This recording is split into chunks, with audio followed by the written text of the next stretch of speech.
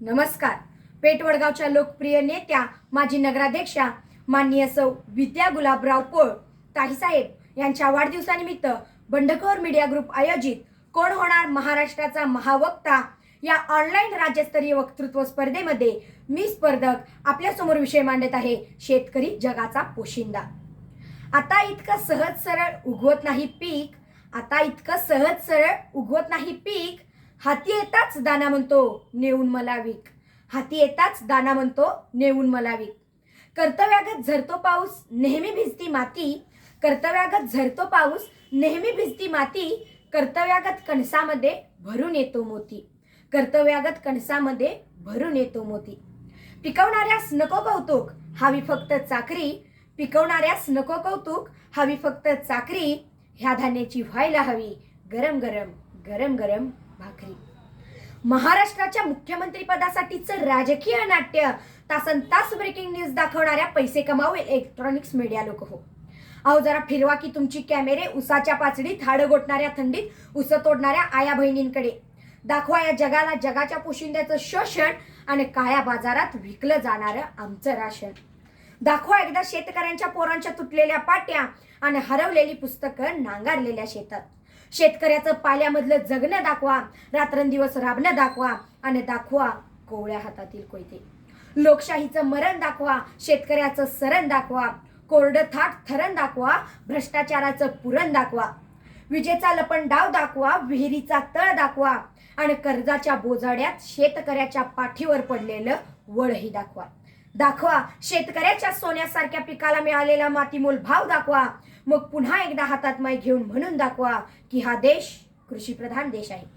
तर याच विषयाच्या अनुषंगाने मी Kumari Shreya Anil Saundalge, Saraladevi Yashwantrao Mane boys and girls high school कागलची विद्यार्थिनी व शांतीदूत मर्दानी आखाड्याची रणरागिनी आपल्या समोर विषय मांडत आहे. शेतकरी जगाचा पोशिंदा. न बिरला न बाटा न बाटा न टाटा, न बिरला न बाटा न बाटा न टाटा. खऱ्या अर्थानं शेतकरी हाच समाजाचा बायोडाटा, खऱ्या अर्थानं शेतकरी हाच समाजाचा बायोडाटा.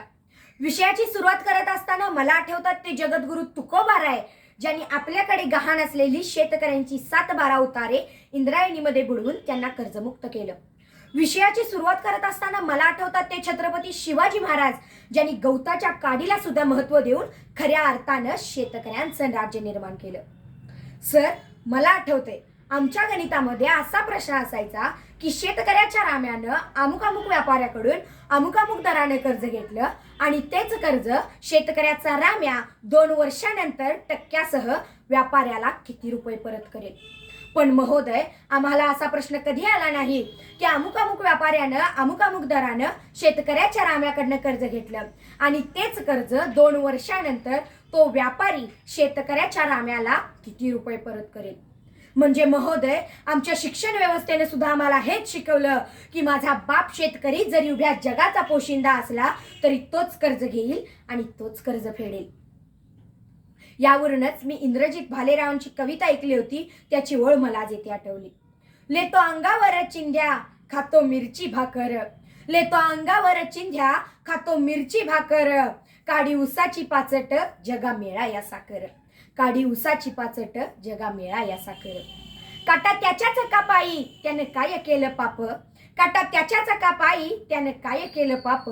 कष्ट सारे त्याच्या हाती पण दुसऱ्यांच्या हाती माप, कष्ट सारे त्याच्या हाती पण दुसऱ्यांच्या हाती माप. मी ऐकलेली शेतकऱ्याची गाथा आणि माझ्या वास्तविक जीवनातील शेतकरी बापाची व्यथा अजिबात बदलली नाही मायबाप सरकार. या कोरोना सारख्या महाभयंकर काळामध्ये गोरगरिबांच्या सर्वसामान्यांच्या घरापर्यंत पोहोचून त्यांच्या दारापर्यंत अन्नधान्य पोहोचवण्याचं काम कोणी केलं असेल तर तो म्हणजे माझा बळीराजा. आपण डॉक्टरांचे आभार मानले, पोलिसांचे आभार मानले, ऑन ड्युटी सर्व शासकीय कर्मचाऱ्यांचे आभार मानले, मानलेच पाहिजे. पण आपण एकाला जाणून बुजून विसरलो. शेतकरी होय शेतकरी.